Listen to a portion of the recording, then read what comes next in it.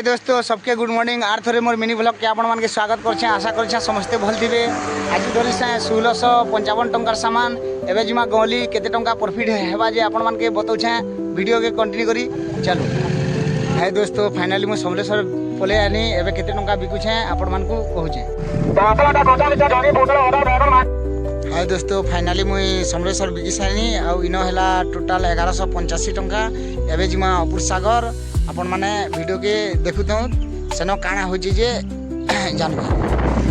दोस्तों फाइनली मुई अपुर सागर बिकी सानी आर इनो हैला टोटल 325 टंका। आर उधार तो बहुत रही गला दोस्तों, कहले भी मोल नी कहले भी मोल उधार देबार के पड़सी न हेले ग्राहक नि मिलत।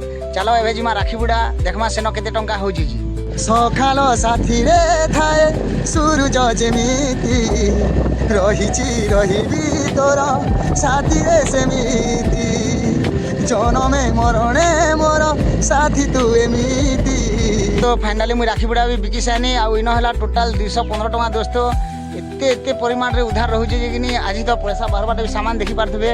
मोटा 5 घंटा और केजे 2 केजी हेबा आ कोल्ला पायो दे हेबा आ किछु ने न हेले भी फिर बहुत उधार रही गला कि आज तो पैसा नहीं बाहर न एंता लागुछे। आपण माने भी जानि पारथुबे। ठीक अच्छे एबे जाऊँ बढ़ा चापर जहाँ एटा 10-20 टंका देखा जावा उधार भी रही छै तार संगे बेर भी रही छै दोस्तों।